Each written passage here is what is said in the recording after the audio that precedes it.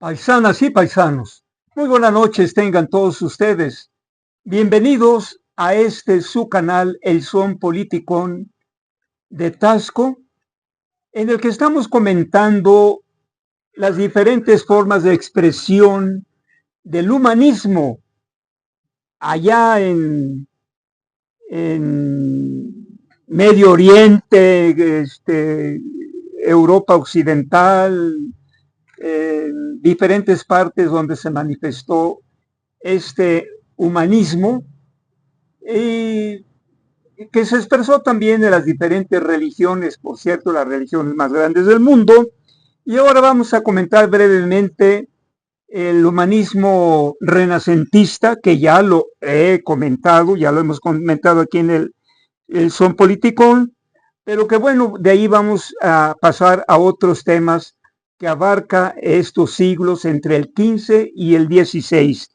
Y ya hemos dicho, por ejemplo, que los precursores del humanismo se dio con Francesco Petrarca, con Giovanni Boccaccio, con Dante Alighieri, que fueron entre filósofos, pintores, artistas, escritores, filósofos, los que plantearon la necesidad de que el hombre se rescatara de un poder divino, porque era como una marioneta de este concepto que se llama Dios. De tal manera que el humanismo renacentista, el humanismo renacentista se opuso rotundamente al teocentrismo medieval, que operaba en torno de la idea de Dios. Vamos a dar algunas características sobre esto, también considerando que el humanismo renacentista se desarrollaron diferentes ramas del conocimiento, como la retórica, la filosofía, la moral, la historia y la gramática. Y vamos a dar a conocer brevemente algunas características, como la siguiente. Con el humanismo renacentista se desarrolló la idea racional, antropocéntrica. El hombre ya no es Dios, el hombre es el centro ahora de la tierra, en el que va a girar todas las formas del conocimiento. Número 2, el hombre renacentista se separa de la noción teocéntrica. 3, se formuló la idea de un modelo de conocimiento más humano, rechazando el retrógrado modelo educativo de la Edad Media. En el número 4 tengo, el modelo renacentista planteó la necesidad de volver a los filósofos griegos. Hay que volver a estudiar a los filósofos griegos. Y también el nuevo modelo defendió la idea de utilizar la razón humana, ya no el dogma, como medio para investigar la naturaleza y hacer a un lado las creencias y dogmas de la fe. Muy bien, esto se da a finales del siglo XV y principios del siglo XVI, entre el siglo XV y XVI. Pero resulta que en esta época, el 12 de octubre de 1492, se da disque el descubrimiento de América con un ladrón masacrador de nombre Cristóbal Colón, y después con otro de la misma calaña que llega a las costas de Veracruz el 22 de abril de 1519. Me refiero a Hernán Cortés. Pero desde luego que estos fueron ladrones, saqueadores, implementaron el pillaje, les arrebataron las tierras a los indios americanos y los convirtieron en esclavos, despojados totalmente de un sentimiento humanista. No, ellos vinieron a robar, ellos vinieron a saquear, pero además venían cargados de enfermedades contagiosas, que debido a eso se murieron miles y miles de indígenas. Pero dentro de estos personajes malignos, producto del, pues no de Dios, porque ellos venían hablando en el nombre de Dios, en pleno renacimiento que había surgido en Italia. No, estos venían como soldados medievales, pero dentro de ellos llegaron algunos religiosos como Vasco de Quiroga. Vasco de Quiroga quería que en esos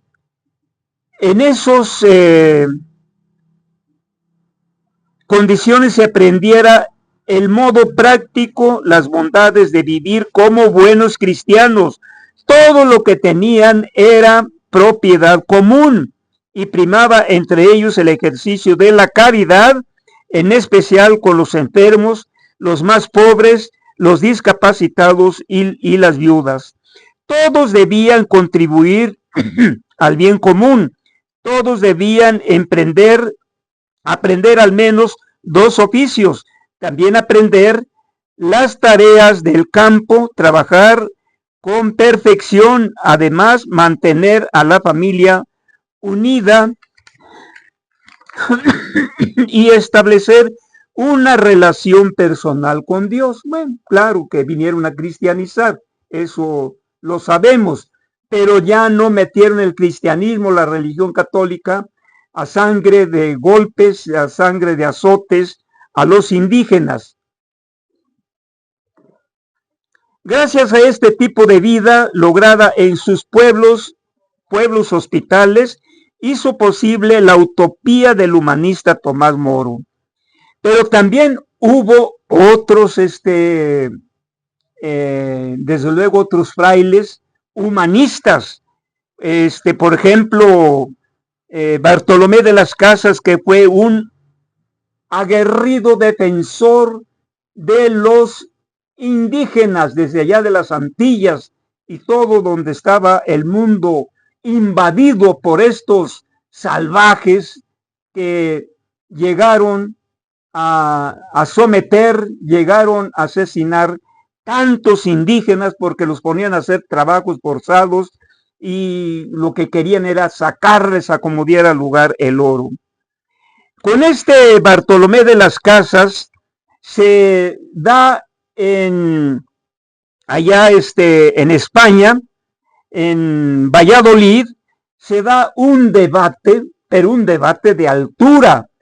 Bartolomé de las Casas, empeñado en defender a los indígenas de acuerdo a las teorías más actualizadas en ese momento, de decirles y de demostrarles que los indígenas no eran seres carentes de vida espiritual o carentes de alma, que en las culturas mexica había una gran cultura, un gran conocimiento, verdaderamente sabios, había mercados, había templos, construcciones maravillosas que los españoles, con ambición desmedida, destruyeron como quisieron. Este debate se dio en el Colegio de San Gregorio de Valladolid entre 1550 y 1551. No hubo precisamente un veredicto de este debate que se enfrentó Bartolomé de las Casas contra el filósofo escolástico Juan Ginés de Sepúlveda, que él justificaba la guerra y que los españoles tenían todo el derecho de someterlos por la violencia y por las armas, y Bartolomé de las Casas se opuso rotundamente. Recomiendo, paisanas y paisanos, este debate que se hizo universal, porque fue un debate de altura, de 2 teólogos, de 2 personajes que tenían una concepción filosófica muy distinta. Bartolomé abrigando sus ideales humanistas y el otro que era también un escolástico, decía, no, los indígenas no tienen capacidad de raciocinio y por lo tanto los españoles tienen todo el derecho de conquistar violentamente a los indígenas de aquella región, de aquella parte de allá de América. También otro defensor de los indígenas fue Fray Toribio de Benavente, y otro que se llama Francisco Javier Clavijero, que él reconocía y decía en un libro que los indígenas de acá, los indígenas americanos, tenían un sistema religioso, sacerdotes, templos, sacrificios y ritos ordenados al culto uniforme de la divinidad. Tenían rey, gobernadores y magistrados. Tenían tantas ciudades y poblaciones tan grandes y ordenadas como haremos ver en otra disertación. Claro, las ciudades, solamente el mercado de Tlatelolco era mucho mejor que el que tenían los españoles allá en las ciudades más grandes allá en España, que cuando Cortés y Pedro de Alvarado y entre otros vieron el orden comercial del mercado de Tlatelolco, se quedaron con la trompa abierta porque eso era algo que en ninguna parte de la misma Europa habían visto. Tenían comercio y cuidaban mucho de la equidad y justicia. Este es un carácter humano de los mexicas, de los pueblos autóctonos de América. Dice, tenían equidad y justicia en los contratos, tenían distribuidas las tierras comunales desde luego, y asegurada a cada particular la propiedad y posesión de sus terrenos. Ejercitaban la agricultura y otras artes, no solo las necesarias a la vida, sino aún las que sirven para las delicias y el lujo. Entonces, no todos fueron malignos, no todos fueron diabólicos. Todavía, perdón, todavía por ahí Rodrigo Abascal, ¿cómo se llama el otro? José María Aznar, dicen que los mexicanos de ahora debemos estar agradecidos a Hernán Cortés y a Colón que vinieron a rescatarnos de las garras del demonio. Qué estupideces de estos personajes que yo pensaba que en España eran gentes cultas como esos de la derecha, la extrema derecha allá en España. No me refiero al pueblo de España, no. El pueblo de España merece todo mi respeto, todo mi respeto. Entonces, paisanas y paisanos, esas enseñanzas que llegaron a implementar, ese racismo, ese clasismo que llegaron a implementar los europeos, es lo que heredaron a la derecha en México y en toda América Latina. Todo ese racismo, clasismo, lo heredaron ellos, además de haberse robado gran parte de la riqueza de nuestro continente, nos dejaron enfermedades contagiosas y nos dejaron una religión que ni siquiera ellos entendían, porque gracias a que los pueblos aborígenes de aquí de América se empeñaron en resguardar, en conservar sus costumbres de aquella época de los olmecas, toltecas, teotihuacanos, de los mexicas. Entonces, esto es lo grandioso de la cultura. Fueron muy humanistas aquí, y gracias a estos personajes como Fray Bartolomé, como Vasco de Quiroga, como Fray Toribio de Benavente, que trataron humanamente, y ellos sí cristianizaron humanamente, ellos sí enseñaron el idioma castellano, enseñaron algunos oficios y beneficiaron al pueblo mexica. Paisanas y paisanos, pues lamentablemente lo que pasó en días pasados allá, de que la derecha sacó las uñas y entró a la fuerza al Congreso, haciendo destrozos, cometiendo robos, sacaron realmente lo que son. La derecha, los conservadores y ultraconservadores, nosotros los de izquierda hemos dicho, ellos sí son muy violentos. Ellos sí son gente calumniadora, injuriosa, retadora. Y ahí tienen a la señora Lili Telles hablando tantas mentiras y ofendiendo, injuriando al senador, ¿cómo se llama, Polo? El senador Fernández Noroña, tratándolo de bellaco. Esa señora está enferma, porque a lo mejor en su coraje, en su odio que tiene, ya no sabe ni lo que dice.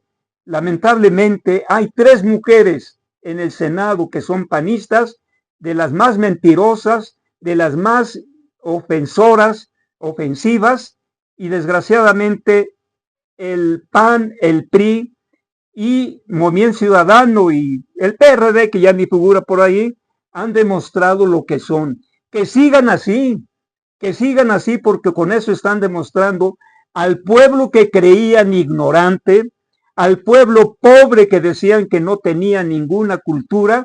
Hoy el pueblo de México les está demostrando que el pueblo de México hoy en día está adoptando una conducta humana, un comportamiento humanista, y que hoy en día la educación en todos los niveles, desde la primaria hasta media superior y superior, están basados en 3 principios.